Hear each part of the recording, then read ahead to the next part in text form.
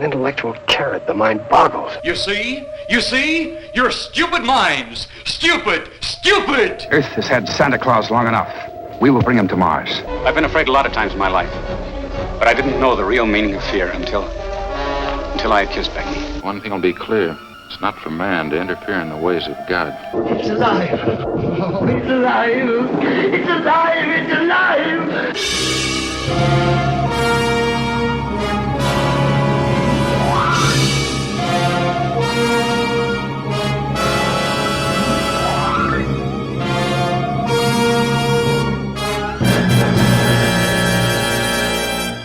Good evening, everybody, and welcome to Earth vs. Soup, episode 145. I'm Aaron Pollier. And I'm Darlene. We made sure that you knew what film we were going to watch next for today, so you should have watched it. It's 1987's... You don't have to watch it. Yeah, you don't have to have watched it, but it's 1987's Monster Squad. August 14th. Yes. So I was 10 years old when this came out. I saw this in the theaters. Okay, it's 82 minutes long. It cost $12 million, but it only made $3.8 million in the box office. Yeah, it's become a cult classic since then. It was a failure in the box office, but I saw it. So the reason why I wanted to do this is because it is directly referential to a lot of the movies that we've been watching for Earth vs. Soup, specifically the Universal monsters, correct? That's why you did it. Do you agree why we did it? It is the main monsters. There's Count Dracula. Yeah, we have Count Dracula. The Wolfman. Mm-hmm. Yes. There's the Mummy. Yes. There's the Creature. And there's Frankenstein's monster. Yes. And they call him Frank. And that's okay, because I think Mary Shelley would have said that's fine. Because in many ways, the monster was Frankenstein's child. In many ways. Now, what's strange about this movie is that it wasn't made by Universal. Universal turned it down. By the way, this was done by Fred Dekker and Shane Black. You will know them from tons of stuff. House, a lot of horror movies. Fred Dekker did a lot of horror movies, like House, House 2, Night of the Creeps. And I know that we talked about Night of the Creeps on, one of the shows for This Week in Geek. I forget which one, okay? But I think it was Loose Cannon that we talked about Night of the Creeps. And in fact, there is a reference to Monster Squad in Night of the Creeps by graffiti on the bathroom door that says, like, Go Monster Squad, or Monster Squad rules. I think it's Go Monster Squad. Shane Black did help write Predator, and he was actually an actor in it. He's an actor-writer. This movie was pitched to Universal. Universal turned it down. Now, was that a good decision on their part? Yeah, actually, since this movie technically lost money. So it probably was a good decision for them, but it actually did not harm this movie in the slightest. In fact, I think it helped this movie because it made the filmmakers have to reapproach each of the Universal monsters in such a way as to make them not Universal monsters. So you had a question before we started. How in the hell are all the Universal monsters in this, but it's not a Universal film? I didn't ask that. Yeah, you question. did. You're like, why are these monsters? You asked me a question, and I'm like, how then? Well, yeah. Dracula and Frankenstein's monster is not. They're public domain. But the way you do the monster makeup is actually Universal owns Frankenstein. So the Frankenstein makeup that everyone knows. So for Monster Squad, they redid the makeup for Frankenstein a lot. It's different enough that Universal could not sue them. Okay? Dracula's look is so iconic out of the books that you can get very, very, very close to what Dracula looks like with Bela Lugosi and still get away with it.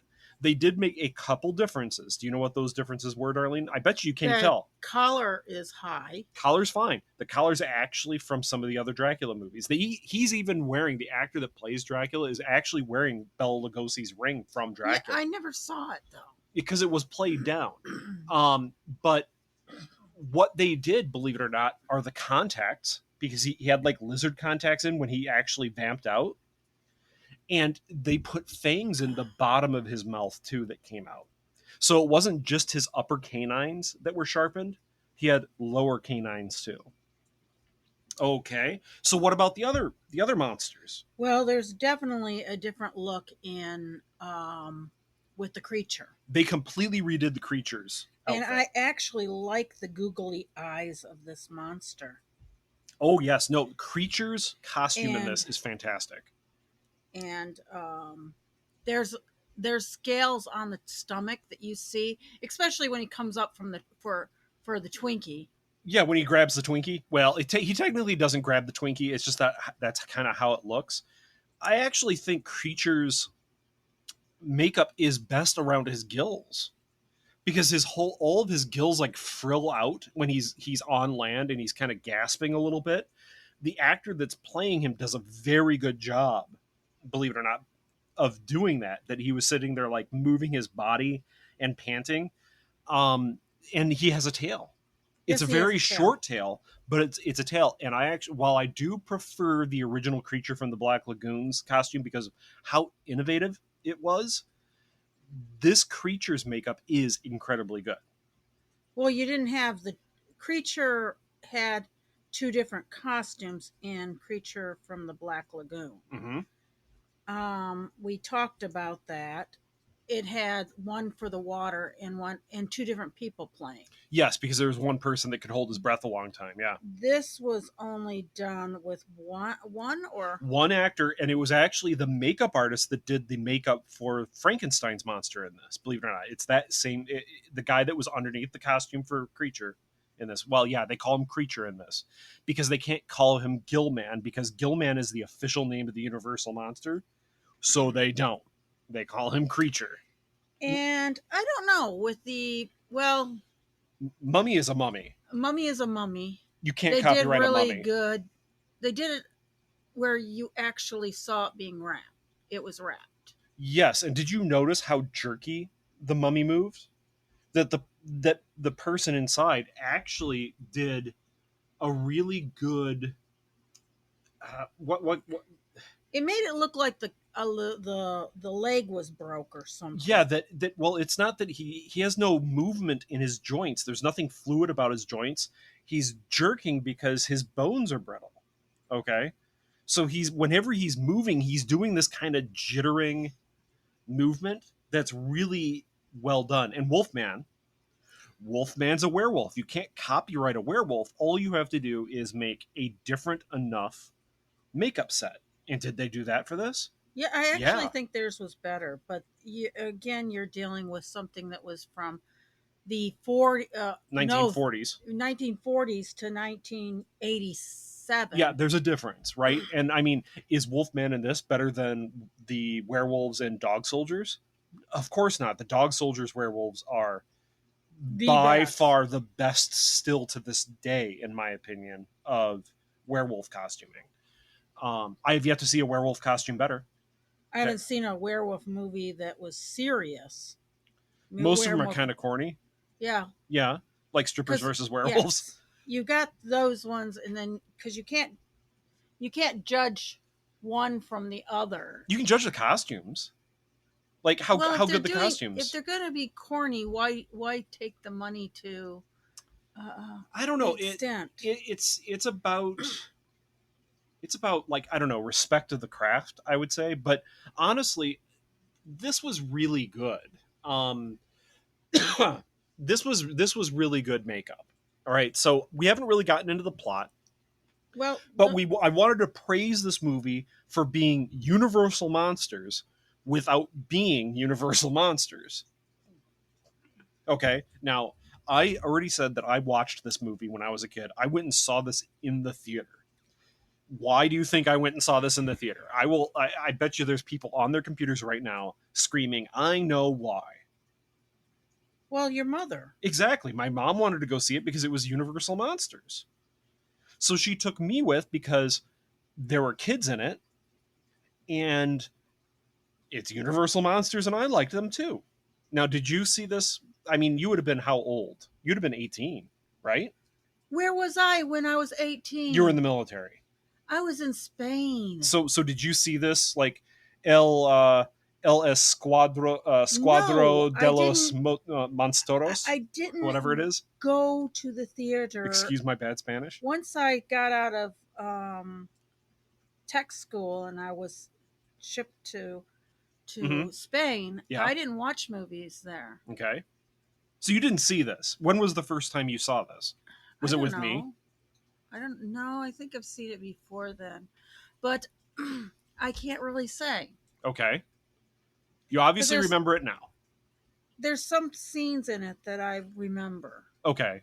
Like, did you remember Mummy, like, on the back of the Land Rover or anything like that? Oh, really? Because that's a pretty shocking moment. All right, so I've seen this 100 times, 200 times.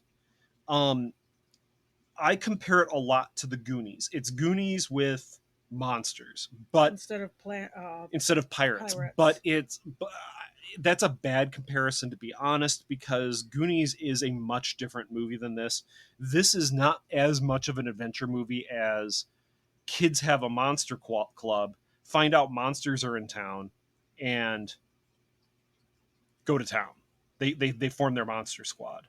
Now, that being said, for a kids movie, there is some very, I won't say very adult, but there's some mature type things that pop up in this. And here, the thing is about the mature type stuff, I don't think kids even today would be that bothered by it. Because there's no nudity. There's no like blood spray really. There's one slightly bloody scene with Wolfman, slightly, but it's almost cartoony. There's the hint of nudity, but that's in one scene, and Frankenstein makes a joke about it. Okay? But the one adult thing is a direct reference to the Holocaust. And honestly, I understood that as a kid. I understood the reference immediately because the iconography that's in Scary German Guy's house, and we'll get to it, is very clear that he's Jewish. But if you're not clued into it, it might not jump out at you. And you even said that, yeah, you probably never even noticed that, really. Yeah. Yes. But then there's this one line, and I'm going to point it out right now, where the kids go, wow, mister, you sure know your monsters. And he closes the door and he goes, yeah, I suppose I do. Well, I suppose I do. Then he closes the door and you see a concentration camp tattoo on his arm. So yeah, of course, this man knows his monsters. It's just that they're human monsters. Anyway, so there's a reference to the Holocaust. There's a tiny little bit of blood with Wolfman, but nothing crazy. There's a little bit of cursing, but it's very slight. And I would say that it is not a problem for kids even today. I don't think I would have any problems with a 10-year-old watching this movie. Darlene? Yeah, no. Okay, so with that being said, let's get into the plot. Because it was made for 10-year-olds. I mean, yeah, it was. It was. I wouldn't even think it's a problem with for a 5-year-old. Well, I mean, the cursing might be because I don't know if I want to have a 5-year-old hearing a little girl saying shit. But it depends on the kid. It depends on the kid. The violence is very cartoony, so it's, well, I won't say very cartoony, but it's either brief or stylized in such a way as that it's not a big deal. So let's get into the plot now. This movie has a ton of stuff going on. It's very, very rapid fire, unlike a lot of these Universal monster movies, correct? I was not thinking it was that way, but there are small details that I wasn't paying attention to. So we begin with a text crawl about how there's this battle between good and evil every 100 years, and the last time it happened, good blew it. That there was a big battle, and it was actually Van Helsing with his team of torch-wielding villagers that break into Dracula's castle, and we see a very brief fight with Dracula and Van Helsing dueling it out. Van Helsing shoots the bride. Yeah, one of the brides gets killed. And we actually have some really good Universal movie references, by the way. Did you notice that the rats, and I'm putting in big air quotes in this scene, were actually armadillos? No, I didn't. They were actually armadillos, and they're supposed to just be big rats, but it's a direct reference to the original Dracula that has armadillos freaking out around Dracula. That they come around and they follow him around. And I honestly don't know why that is. I think it was just a weird animal and they decided to put it into a Dracula film. But it might, in my mind, I'm going to always link it to the fact that like armadillos are plague carriers, because they are. And Dracula's kind of a plague on life as we know it. On human life, yes. So that's at least in my mind the reason. So or vampires themselves. Yes. So we end up having this battle between Van Helsing, and he kills one of the brides of Dracula. He spots this glowing gem, and he looks at his watch and he says, "We have 3 minutes. Get the girl." Okay. And a girl's called in, and she begins to speak in German. Basically, it's a spell. Now, there is some stuff that is said in German that actually are sentences, but mostly it's just gibberish German. It doesn't really have anything. Was it deliberately that way? I think so. There's only like one phrase that I ever even know. It's like, "Please don't hurt us." That and again, it's the only reason I know any German is because of World War II films. So the only German I know is World War II German military slang or speak. And that was like the one phrase that I kind of know. And like "Ich bin ein Berliner," which is the JFK thing. Like I am a hot dog, right? Anyway, Darlene doesn't get it. She opens up a portal into a different realm where everything is being sucked in. Everyone gets sucked in. We fade to black. And we go to present day. And we don't really know what state it's supposed to be in. I'd say it is California. But they have a swamp. I'm sure there's swamps in California somewhere, Darlene, aren't there? Maybe, but... There's a couple of the deputies that sound like they're from the Deep South, which is why you said maybe Texas. But there aren't giant mountains in Texas. Giant mountain. Yeah, so that's why I said, you know what? Colorado? It could be. It could be. I feel it's California. But it doesn't really matter. Anyway, there's a school principal that's disciplining 2 kids for drawing in class and goofing off. So we're introduced to Sean and Patrick. Okay?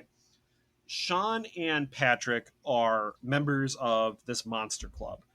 And their clubhouse is filled with references that we get. If you've watched if you've listened to Earth versus Soup, everything in their clubhouse is pretty much something that we've already watched for the show. They even have This Island Earth stuff in there. And that's not really a monster film, but they have This Island Earth statues of the mutant that's in there. You know, he when he disappears, he only leaves the fresh scent of pine behind. But they even have a statue of Gilman. And it says Gilman. So it's a universal prop. And there's lots of really cool references in this. Anyway, the principal's like, "Hey, I get it. When I was a kid, monsters were cool. I'm down with that." He's trying to like talk like the kids, but the kids are like, "Screw you, buddy. You're a complete douchebag." And he's like, "But kids, you know what I think is cool? Science is cool." Monsters don't exist. Well, we really don't know that, sir. Yeah. Okay, screw you. Now, we're also introduced to Horus. And I make a point in this movie, or at least in this review, that I'm going to say Horus. There's only one character that only has a title. Okay? Now, everyone in this movie tends to call Horus Fat Kid because Fat Kid's fat. Besides the creatures. Because Wolfman is only known as Wolfman. Yeah. But I'm not going to call Horus Fat Kid. Fat Kid is Horus. That is who he is. He is being bullied, but a guy named Rudy, who I guess is sort of new to the school, or new to the area or whatever, stands up for Horace and basically makes these bullies eat like a candy bar that gets dropped on the ground by Horace. The guy knocked it out of his hand. Knocked him out of his hand. And he said, "Look, I'll leave you. We'll call it a day if you eat your candy bar. It's not my candy bar. No, it is. Pick it up and eat it." And the guy does, because everyone's scared of Rudy, because Rudy is kind of a, I don't know, greaser looking guy that he looks like a biker gang guy, but he's on a bicycle. Yeah, I think he might be the oldest of them, but he might be like 13 or 14 or something like that. Like, that's as old as it gets. Maybe 15. I don't know.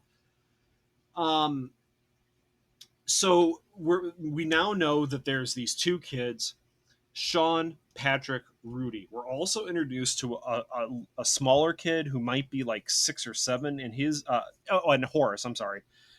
But the 6 or 7-year-old is Eugene. Eugene, in one of his scenes, wears a Robotech pajama top, and I'm like, oh, Robotech, I get that. And he has other like really weird kid reference stuff, like pop culture from the time, in his room that's actually really, really, really nerdy. Isn't he wearing a Confederate? Eugene is the kid that always wears around a Confederate slouch cap from the Civil War. Like, it's strange. And he has the beagle, right? Yes. That we don't have any name for. No, there is a name. I just never write it down. But yeah, we do have a beagle in there that farts all the time, and people blame it on Horace because beagles are notoriously gassy. Yeah. And then we're not as bad as Bulldog. But we're also introduced to Sean's little sister, Phoebe. Phoebe is a firecracker. Phoebe is maybe 5, and Phoebe curses like a sailor compared to everybody else in this movie. Yeah, she even teaches Frankenstein's monster slang. Well, it's slang. I don't think Frankenstein curses, but he's like bogus. What are the other things that he says? It's like bogus. Anyway. Horace asks if Rudy can join the Monster Club, and they're like, I don't know. We'll have to give him the monster test. And the monster test is cute. But before we get to that, we go to a B-24 Liberator. And you looked over at me as soon as you saw that, and I guess it's a scene that you didn't really remember. You're like, oh my God, Aaron, is that? And I go, yeah, it's a B-24 Liberator. And it actually is a very cool airplane, and it's used in an interesting way. Again, I think this is a reference back to the old 1950s B-movies where they use stock footage of World War II stuff to fill out the film. But this is like, they've turned this B-24 Liberator into a cargo plane, which, do you remember a cartoon called Tailspin? Yes, okay. I do. So Tailspin, the airplane sort of was like a weird version of a Catalina float plane and a B-24 Liberator. It actually had nose art on it. Yeah, and it also had nose art on it. But anyway, I think it's the nose art's a reference to the original director of Dracula, by the way. Sorry, I'm talking a lot, so I'm trying to keep my throat unparched. So there's noise back in the cargo hold. Well, I like the conversation the pilot and co-pilot has. Okay. He goes, they're commenting that they're bringing a dead body or something. Yeah. And he goes, well, they're dead.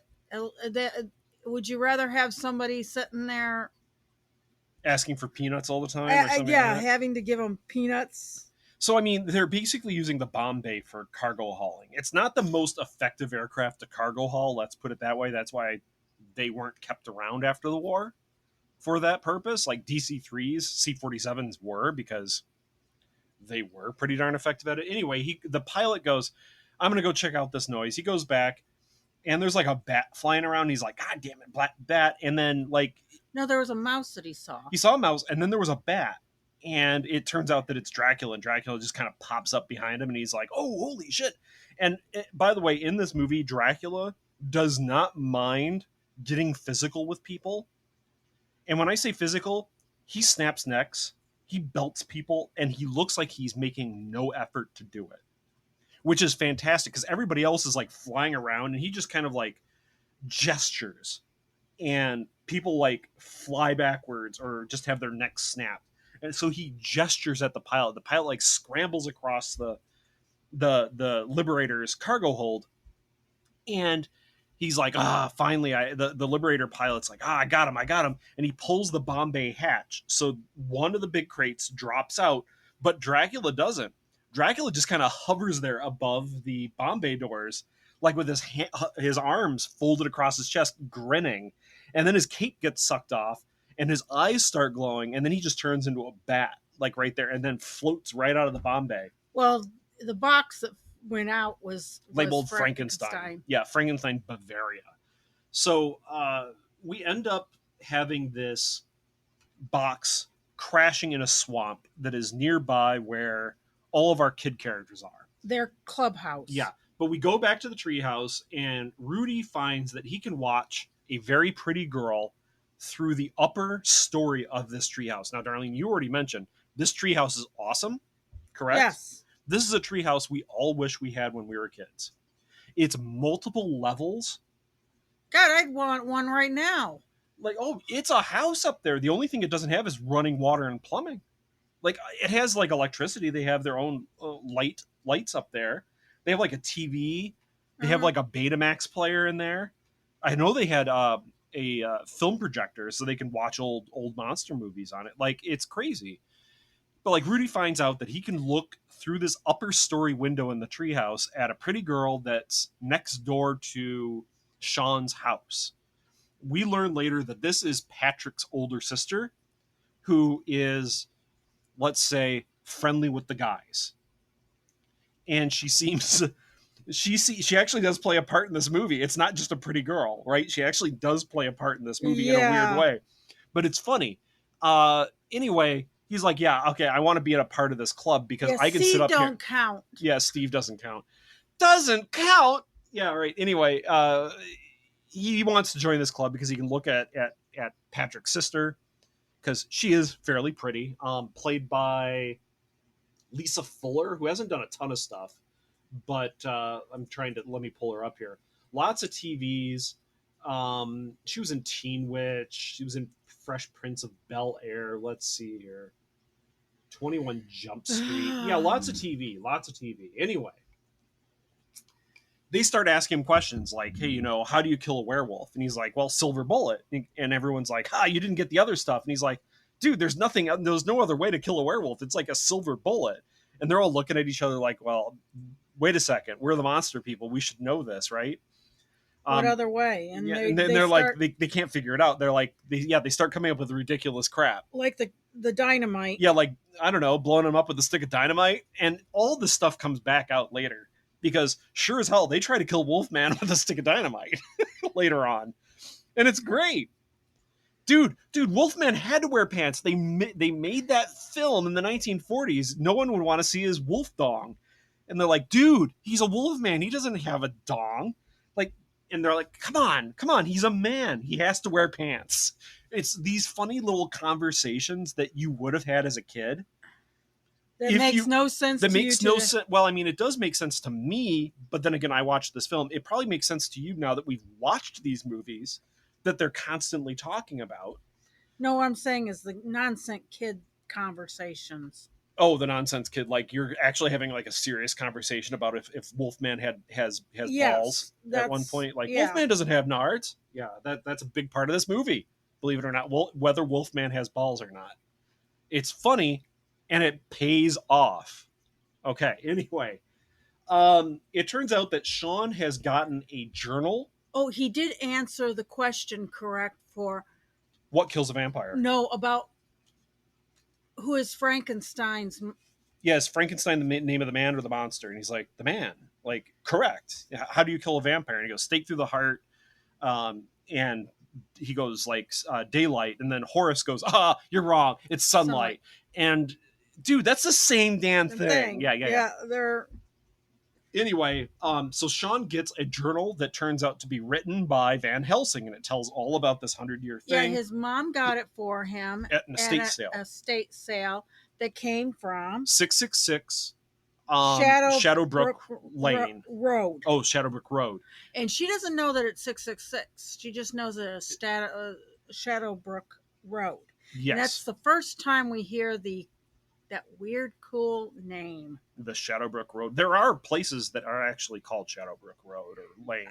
Well, it's a neat name. So we end up having Dracula getting a hold of this beautiful black car somehow. He probably just like went to like the nearest antique car dealership and killed whoever he wanted to get this car. Because he just gets this car. There's something really weird about that car. It's a hearse. It's a black hearse with a silver skull hood ornament. Yeah. He probably killed some like punk rocker or like Elvira's ex-husband. I don't think it was really a car.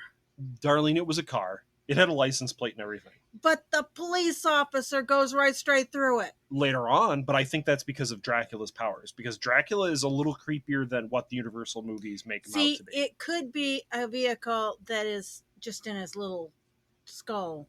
Well, okay. All right, Darlene. Okay, so you're making an argument. I know what you're trying to say. Are you is your argument that Dracula creates the car from his staff? Possibly. Why? He can fly. Well, he wants to do it with style. I don't know. He's carrying around boxes of dynamite because he does. He has boxes of dynamite in this movie. And maybe it was what he used to use as the vehicle for when it was a coach. I don't know. I don't think so. It's possible. It's possible. I would say that he killed somebody and took it because he liked its style. To me, that fits more of what Dracula is in this movie, that he just doesn't give a crap about human life, and he saw something that looked good, and he's just going to kill him for it. But the ornament is definitely not... It's a black car. It is a cool car, though, isn't it? Yes. A very cool car. So he gets a black car and says that now it begins. And, there's lightning, and there's that really cool effect where the lightning flash actually exposes his skull. That you said, oh, look at that, Aaron. I'm like, I know that shot, Darlene. Don't worry. That was a good... It was a good effect. Yeah, it was simple, too, because it was just, I'm going to intersperse like 2 frames into that. And it was a very simple effect, but effective. Yes. Okay. So Sean wants to go see Groundhog Day Part 12 that night at the drive-in movie theater that is actually like half a mile from his house, but since his house is up on a hill, he can actually climb up onto his roof with a pair of binoculars and watch the movie. And since he has an AM radio, he can actually listen into the broadcast from the drive-in theater. Because remember, maybe not everyone remembers. He has a conversation with his dad. This is what you're getting to. The conversation with his dad. His dad has to go to a marriage therapist. And then you find out right afterwards, because he's going to have to be the big brother and babysit his 5-year-old. Phoebe the Phoebe. Yeah. That's what he called, like Phoebe the Phoebe. Don't be Phoebe the Phoebe. His father is an overworked police officer. And I think, in my opinion, it comes across as the mother is not very understanding of her husband's job. But I think this has been something that they've rescheduled to where she's just tired of having to reschedule it. The family therapy. See, I assume that it has to have been at least a couple times rescheduled, but I also do think that she just doesn't get it for some reason, because when they're arguing later on, he goes, God damn it, I had a guy come in to the station today screaming he was a werewolf, and they shot him dead right there. I had to come in, fill out paperwork, and clean the blood off my desk. Stop bitching at me. And she did shut up. She shut up. At least for a little bit. Now, do I think she's a bad person or anything? No, I don't. I just don't think she really gets the stress that he's under. But I also don't think he's putting in enough effort to go to marriage therapy. No, I think it's both people in this. It's always two people in a relationship. That's why they're having to go to couples therapy. So Dad comes back later on and they watch Groundhog Day Part 12 on on the roof Burger King. with Burger King. There are a couple things of product placement in this. Burger King and Pepsi is all over the dang place. So yeah, well, Pepsi is. Sean's dad has to go downtown because there's a guy that's claiming to be a werewolf. He sees a full moon and beats the hell out of all these cops and gets shot with a whole 6 shots. Just boom, boom, boom, boom, boom. Well, he grabs one of the cops' guns, fires it into the ceiling, and he goes, "Lock me up." But the deputy there isn't having a damn bit of it at this point because a lot of his guys are now like down on the ground, bloody or unconscious. So he just guns this guy down. And I'm like, you know what? Reasonable. Oh, 6 shots out of that revolver. You are trained as a police officer to unload your entire clip because shooting once and stopping might not be enough, and then that means your life. Well, a police officer is always trained. With this one, I think that he'd be right about that one because this person's on PCP or something. Yeah, he was throwing people through walls. I mean, there are dead deputies. They don't mention the fact that there's dead deputies, but force that he was tossing guys around in there are dead deputies. There is a casualty list in this. And I would say it's 20 plus. And that's just with like law enforcement. I would say there's probably 20 plus law enforcement that are killed in this movie. Well, how many people does Dracula kill? I want to say at least a dozen. There's the 3 girls that he changes into vampires. There's I gotta go get something to eat that you don't see. No, that is I'm going out for a quick bite. And then he goes to the closet with the 3 girls. He's feeding on them and turning them into vampires. But that might not be the only ones. Yes, they're the only ones that we see. I'm just trying to say, like, even Creature ends up killing like, Creature kills like 6 or 7 deputies by crushing their skulls. Like, there is no playing around here. I think there's 2 of the monsters don't kill anybody. 2. Frankenstein and Mummy. They're the only ones that don't kill anybody. Mummy doesn't kill anybody. Name one person Mummy killed. You can't. I guarantee you Mummy didn't kill anybody. He scared people. He was shambling around. And then Frankenstein's a good guy. Right? Like, that's the whole point of Frankenstein. So, anyway, Sean's dad and his partner end up investigating a missing mummy right after the werewolf incident. He's like, 2,000-year-old dead guys don't get up and walk down the street. And that's exactly what we end up seeing. The shot of like the mummy shambling down the street. And we actually end up going to a scene with the coroner taking the body of the guy that was claiming to be a werewolf down to the morgue from the police station. But the moonlight is hitting him in the back of the coroner's van. And he changes, comes back to life, and kills the coroner. The guy that's in the coroner van. He's not actually I don't know whether coroner. He kills him because the car gets wrecked. It goes into a coffee shop? Yeah, they said they have the body of the driver, but the body of the guy is gone. The black detective that there's one that the Dracula kills with dynamite. He kills that dude with dynamite. Yeah. He says, "We've got 2 missing bodies." Yeah, one's 2,000 years old. That's the guy that plays Sean's dad's partner is played by Stan Shaw. You've seen him in tons of things. He's been in tons of things. Let's put it that way. He's actually a pretty damn good actor. Anyway. Back at Sean's, he's watching Groundhog Day from the roof. Okay, I've already said that. We end up having the werewolf walking through the swamp at this point because he's already turned into the wolf. He's walking through the swamp and ends up meeting up with Dracula and Mummy. Okay? And then from the swamp, Creature rises up with the crate holding Frankenstein's body. So this is our first shot of Creature. Creature looks fantastic.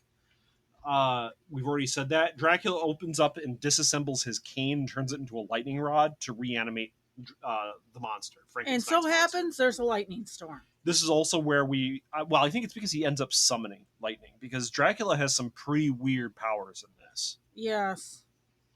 Well, we see some really good effects of him, like turning into a bat and like him being wounded and being like half bat, half man, and it's pretty creepy. But anyway, we then get Eugene in his room calling for his dad because there's monsters in his room, and his dad's like pissed off because he does this all the time, and you read these monster magazines right before bed, and he's like, "Oh, I'm gonna look into the closet. Ooh, look at the monsters!" And there's actually like mummy is actually in the closet, and Eugene's freaking out. I thought that was kind of funny. So they end up having a meeting back at the treehouse, and they're like, "Okay, look." Eugene says the mummy was in his room, and we end up having the monster squad formed. He's like, Sean says, we're going to form the monster squad. There's monsters. I even think it's Dracula's here because of this guy that has been trying to recontact my mom to get a hold of the journal, and his name was Alucard, and obviously it's just Dracula reversed. And I said to you, we've seen Alucard being used as a pseudonym before in the Universal movies. But it's Dr. Acula is another one that I think is hilarious, but that's from an Ed Wood movie. And I'm sure it's been from other movies, but I thought it was really funny. And Sean figures it out. He's like, oh my God, it's Dracula. Anyway, they're like, hey, look, I have this journal. It's in German. It came from this weird, creepy mansion up on Shadowbrook Lane. I don't speak German. Well, my sister takes German. I guess I bet your sister isn't the one that's living next door, Rudy says. And Patrick's like, yeah, so what? And he's like, that's your sister? Because he's actually set up like a telephoto camera. He has now. a camera he has there. A camera. There's some creepy kids in this, and it's funny. And the best picture is taken by Frankenstein. Frankenstein yells, bogus! Bogus! Anyway, where am I? We have Dracula looking for the diary. He tasks Frankenstein to get it from the children because he's able to gather that much information from Sean's mom that the kids have this journal. So the squad goes, all right, Patrick's sister is only good for flirting with guys. That's all she ends up doing. I'm not going to be as crass as they are about it because she tends to not stay with the same boyfriend very long. Let's put it that way. That's what's implied. Yes, but only Steve don't count. But Steve doesn't count. That comes in play. Look, there's a need for a virgin in this movie. And they have to use Stevie. Patrick's sister does not apply. All right, so Steve don't count. I'm not going to slut shame on this. I'm not going to. It's just that she lies about it, and it actually makes things worse. And that's the only thing I'll shame her about. But anyway, they end up going to Scary German Guy, who we've already kind of been introduced before because he has this creepy house. And it turns out he's this super nice old guy. That likes pies. That likes pie. He likes making pies. He likes baking pies. And his house is filled with menorahs and stars of David. Menorah. Yeah. There's Shabbat candles. Shabbat candles. There's only one of them. I couldn't find the other one. There's another one there. It's just that it's kind of lost in the background with the other stuff because it's very clear that this is the last. He's the last of his family. That's what it comes across. Because did you notice that there are no pictures of younger people in there? Or I shouldn't say there's no modern pictures. It's likely that his whole family was killed in the war. That he seems to be the last one. And so he translates Van Helsing's diary because he speaks German. So please, if you know anything, don't forget the Holocaust. Yeah. We really shouldn't forget that kind of atrocity. Yes. So Scary German Guy, and by the way, I'm not, as I said about Horace, I'm referring to Horace as Horace, but they only refer to Scary German Guy as Scary German Guy. And that's what he is in the credits. He's Scary German Guy. Horace even says, yeah, yes, Mr. Scary German. Yeah, or like Mr. German Guy. It's Mr. German Guy. Yeah, okay. Because his first name is scary to them. Like, yeah, it's Mr. German Guy. But he tells all about the ritual that Van Helsing details in this journal. And he says, oh, look at the last date. It's 100 years ago, like tomorrow. And they're like, oh, holy crap. So the kids start planning for this ritual, looking for a virgin, all of this stuff. It turns out Phoebe has met Frankenstein. and I'm Yes. Frankenstein's monster, and it's exactly how we would have hoped in the original Frankenstein's monster meeting with Maria. Yes, she is in front of the water playing with her doll. Yeah, and there's Instead of flowers. flowers. Around. Yeah, but there are flowers around. It's just that they're small. And Phoebe absolutely loves Frankenstein, and Frankenstein loves Phoebe. And so, like, Frankenstein's monster is like 6.5 feet tall, 7 feet tall, and Phoebe's this tiny little 5-year-old going, "Hey, you guys, don't be chicken shits." She is actually the most foul-mouthed character in this, and she's hilarious. But she's like, "Hey, look, come and meet Frankenstein." All the other kids freak out, but she calls them chicken shits. And they ran behind the trash can. One of them Horace got into the trash can. Yeah, they're like hiding in the bushes. Even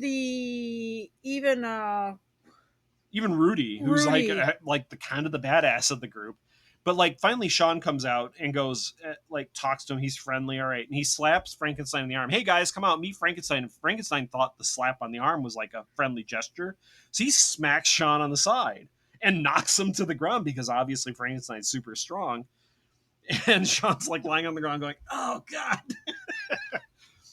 But that was kind of funny. They end up taking him into the clubhouse, and that's where Frankenstein takes the picture of Patrick's sister naked. Yes. And calling the camera bogus because it makes a crazy sound. And then they show him a mask of Frankenstein's monster. That's when Phoebe goes, "I've been teaching him English." Yeah, bogus. Chill out, bogus. Don't be a spaz, that kind of stuff. So Dracula ends up finding the amulet that has been talked about in Van Helsing's journal. It's actually in the basement of Shadowbrook Lane. It is surrounded by crucifixes, like rotten garlic, all that stuff, so he can't get near it. There's the thought about where the car came from. It could have came from the Shadowbrook. Who would have kept a hearse with a silver skull? Because it's the like cult that's supposed to be keeping these. Oh, Van Helsing's cult. Yeah. No, okay, maybe I can't discount that possibility either. So we finally, because that garlic was pretty fresh. It was, so it had to have been put there within the past, let's say, 6 months, which is possible that the last of the cult of Van Helsing put it there. So now we get into the epic 80s montage sequence of the kids getting ready to like fight the monsters. No, you have Rudy getting ready. Okay, well, no, the other kids are doing stuff because you have Eugene writing, "Dear Army guys, there's monsters, come help." Eugene does help. Okay, damn it. That letter to the Dear Army guys helps. It's mostly Rudy, though, breaking many laws. At least today, there'd be problems.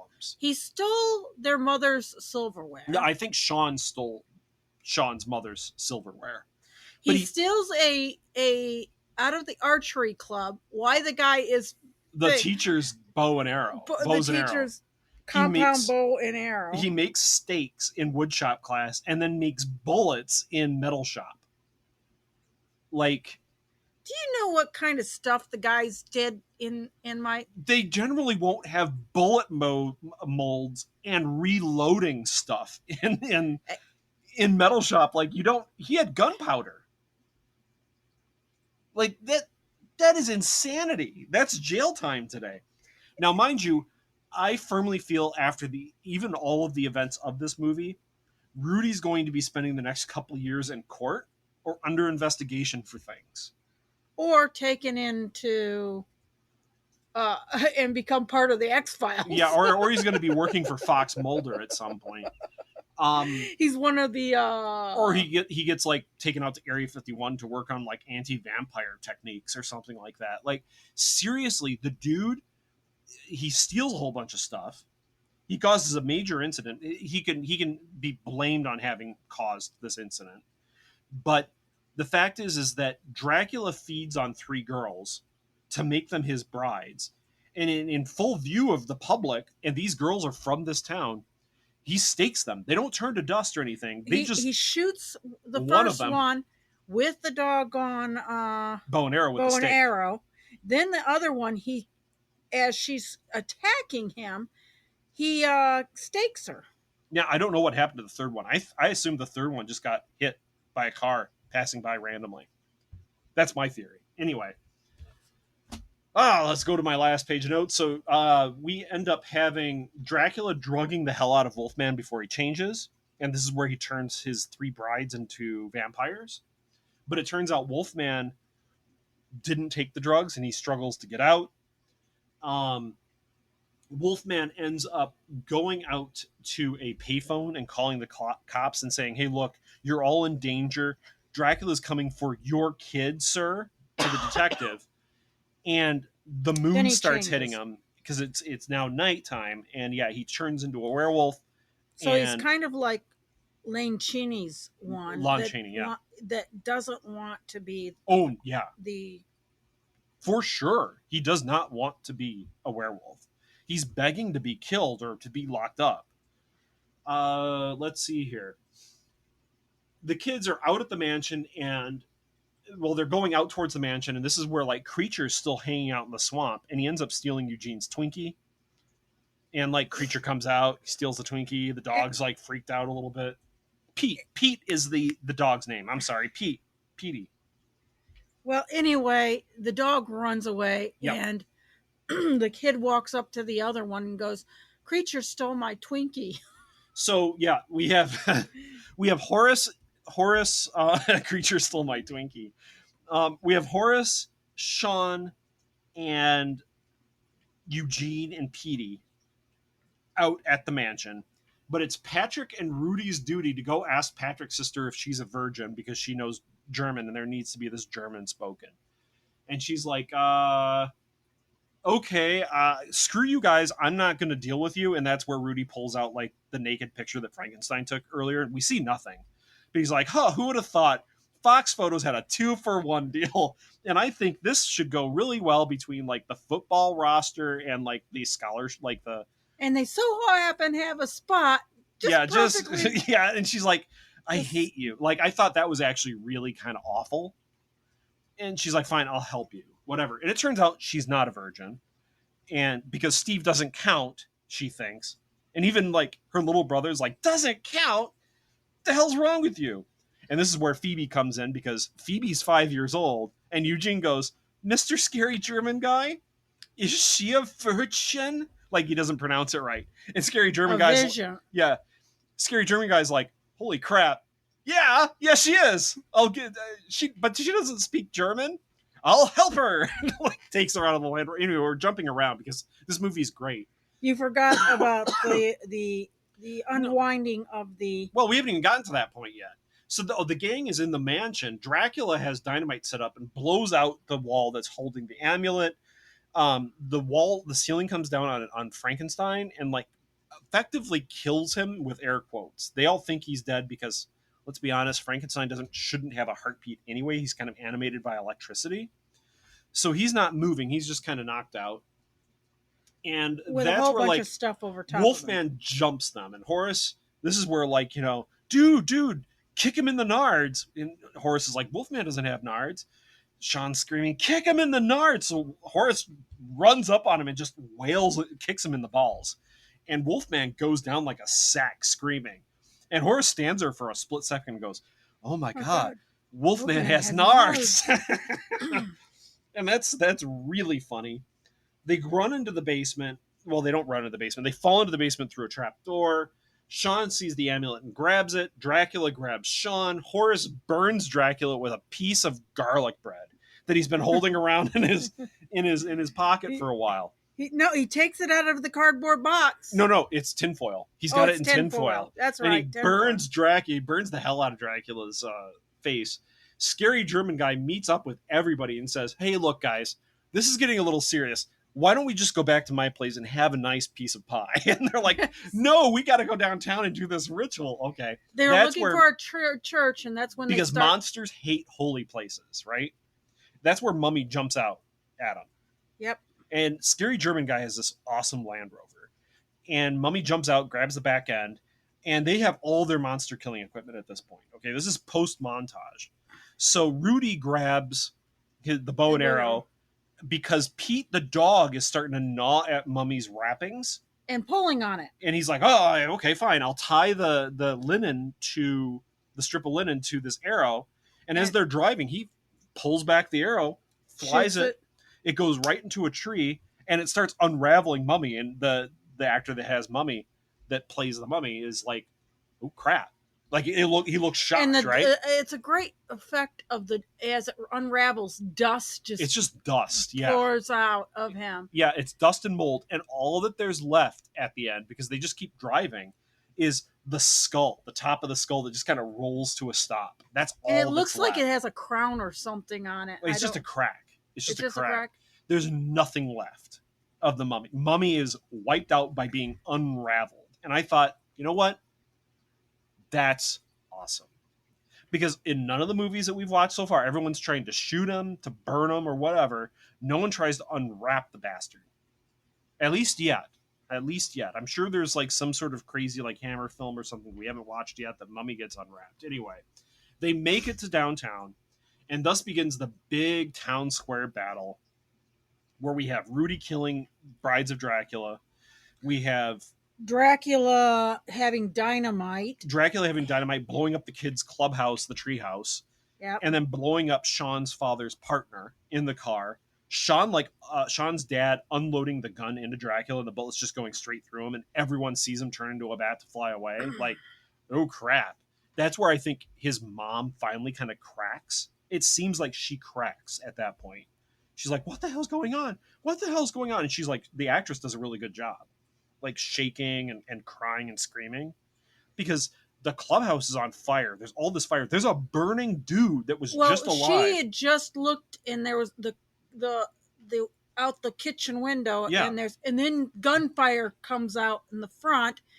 Where's Sean? Sean? Yeah, and Sean's dad goes into the front room, remember, and grabs like the walkie-talkie. Sean, where are you? It's your dad. And he's like, I'm in town square, Dad. Yeah. That was a good little thing right there. But town square is crazy because we end up having Wolfman attacking Sean's father, and Sean's father has dynamite from Dracula's hearse, because there's boxes of dynamite just sitting in this thing. And that's where I think it's not magical. It can't be magical, because I mean, he just leaves it. It's a physical car. It crashes through things when it needs to. It just passes through things when it also wants to, when Dracula's driving it. But anyway, Sean's father gets all this dynamite out. He lights one, sticks it in Wolfman's pants, and then kicks him out the window. And Wolfman explodes. And that's the one slightly gory part, because it's not like there's entrails. It's just like there's pieces of Wolfman everywhere, right? And it starts to come. He starts to come right back together, because of the joke earlier that the only thing to kill a werewolf is a silver bullet, or technically anything silver that will kill him, right? But the silver bullet is the easiest thing. And since you just killed him with dynamite, that won't kill him. So all of his pieces start coming together, like twitching and coming back together. And he stands up and goes and howls at the moon, and he's ready to go again. Really cool. Dracula kills a shit ton of cops. Probably civilians too. No, I think they were all cops. All right, we have Rudy killing the brides. We have Creature coming out of the manhole cover and killing maybe 6 or 7 more cops by crushing their skulls. And this is where Horace grabs a shotgun from one of the dead cops and blows Creature away. Because remember, Creature is not supernatural. Well, just before that, you had, or is that after? Rudy taking the gun from. That's after that. That's after that, because Creature. It goes Creature, Wolfman, then technically Dracula, because Dracula's like right at the end. Because Rudy grabs the before the mummy is killed. He takes Rudy raids one of the dead cops too to grab his service revolver and puts in the silver bullet that he made and shoots Wolfman, and Wolfman goes, "Thank you." Yeah, he's down on the ground like gasping and dying. He goes, "Thank you," and dies. Like, good performance. I bought it. Anyway, Creature gets killed by a shotgun blast because he's not supernatural. And we're left with like Dracula and technically Frankenstein that are still around, but Frankenstein's dead. They complete the ritual through Phoebe speaking the words, and Scary German Guy tosses the amulet to basically produce a black hole into limbo. And it's supposed to suck all evil in. Dracula. But it also sucks other people in too. Well, it sucks. Does it suck anybody? Well, it sucked Van Helsing in the original like the 100 years before. Does it suck people? It sucks like the Land Rover in. It doesn't suck anybody else in, even bodies. It's only supposed to suck evil, which is weird why Van Helsing got sucked in. Because I guess Van Helsing wasn't a good guy, even though he was good. He just might have done underhanded things, maybe, to like save the world. Well, everybody was holding on to things on this one. Yes, but it makes it's weird that they didn't have to struggle where like Dracula with all of his supernatural strength couldn't hold on. So, but it's Van Helsing basically comes out of limbo, so maybe that suggests that he isn't evil, that he chose to go into limbo to fight another day. I'll revise my statement. Yeah, I'll believe that.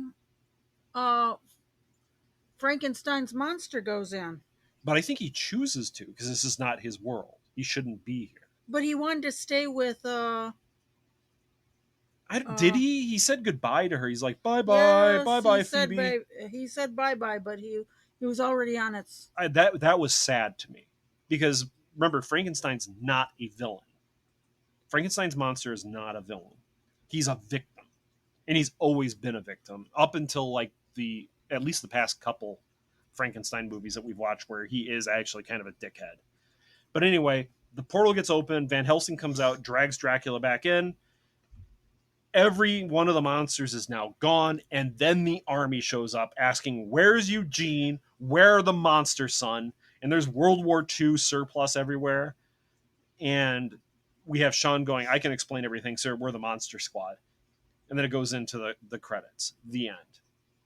I know I'm not doing this movie justice because this movie has so much going on in it. And there's lots of really, really funny lines. Obviously, I love it. Darlene, what do you think worked in this movie? The costumes worked. Makeup effects. Makeup effects, yes. Mm-hmm. Some of the effects were good. Yep. Like even the gore of Wolfman being Blown spread up across the he's town square. Yeah, it's not gruesome. It is not gruesome. When we talk about it, you might think of what a modern movie might be doing with that. It is super toned down. It's very toned down. Yeah, it's like something you'd see in 1970s. 60s. No, it's like something you would see in a 1980s kids film. Yeah, there's a little bit of blood to suggest that there's blood, but you don't need a lot. Like when he explodes, do you see blood? Nope. You see dust. It basically looks like a flash and dust and pieces going places. But there's no blood. There's no like vesicera flying everywhere.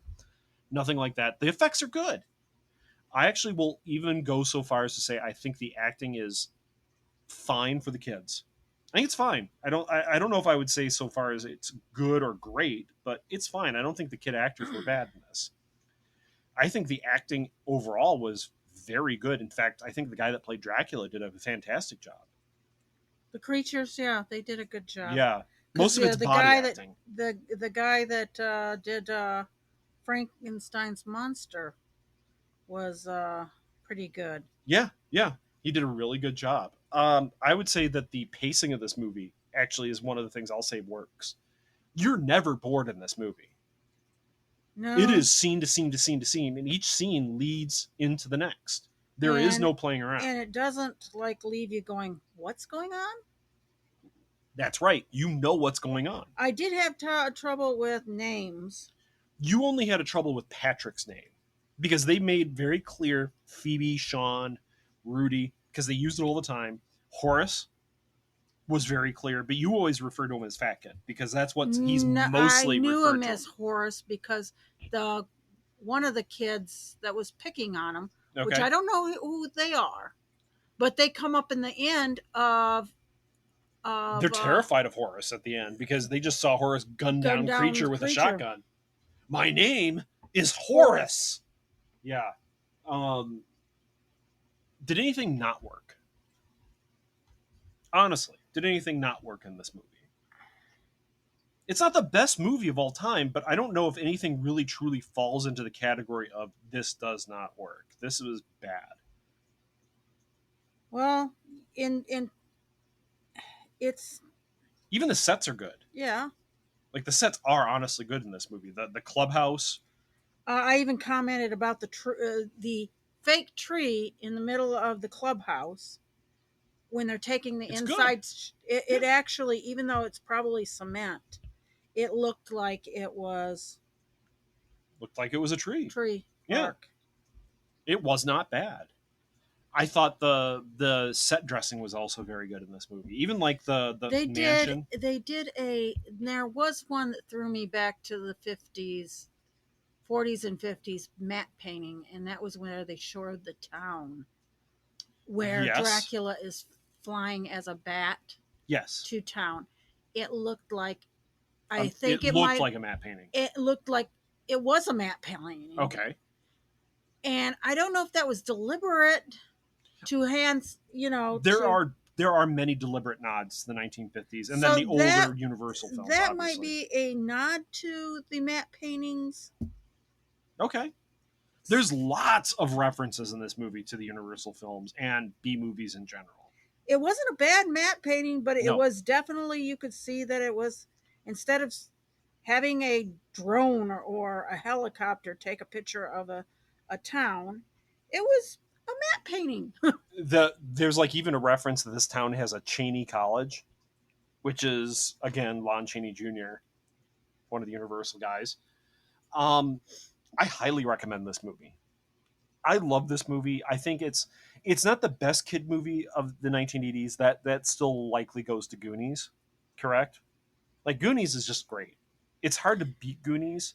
Okay, this one is for younger kids. Oh, yeah, I guess, but I guess it would be kids. You'd still need to understand You'd the movie have to monsters. be 10 to teenage for Goonies. This one can be 7 to 12. 7 to 12. Yeah, but if you didn't know, the only one that I'd say was in the same category of age, that's in the same thing, would be that the kids that go outer space in a trash can. you're talking about the Explorers. The Explorers. And yes. that wasn't a trash can. That was a piece of an old amusement park ride. Anyway. I know exactly, because I love that movie too. I have a copy of that movie. That's the same age category as this one would be. And I kind of liked that the 80s did that. You had your tiers of kids. Today, now you're having kids watch stuff that... It's adults playing kids? Well, no, I'm talking about that the stuff shouldn't be being watched by a 5-year-old. It's more for a 10-year-old. By the way, the actress that played Phoebe in this was like 6. And we had a Like, she really was 13-year-old 6. that was watching Twilight, and I'm like, yeah, I know. Darlene's face looks shocked, folks. Darlene sometimes forgets that we're not on video, that we're an audio podcast. I have a very expressive face, so I do forget it. All right, so. But oh my God. I recommend this movie. Darlene, do you recommend it? Yeah,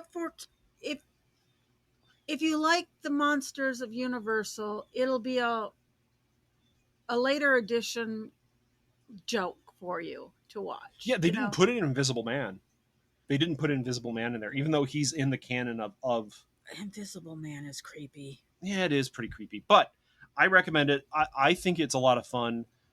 Any final thoughts? No, I think I was saying what I should, is that if you wanted to watch something that's reinventing or reimagining some of the some of the monsters, it's great. But do realize it's a kid's show, just like my Cat from Outer Space. It's a kid's show. Yeah, it's a kid's movie. It's fine. So we'll leave it there, folks. I'm Aaron. I'm Darlene. Good night. And keep watching the skies.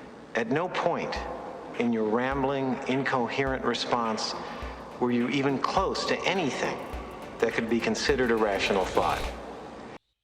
Thanks for listening to this episode of This Week in Geek. Hungry for more? Check out our website at thisweekingeek.net. You can subscribe to the podcast, browse our Twitter and Instagram, and leave your thoughts on today's topics. If you'd like to give us some feedback, send us an email at feedback@thisweekingeek.net. Tune in next time, and remember, lower your shields and surrender your listenership. We would be honored if you would join us. Thank you for your cooperation. Good night.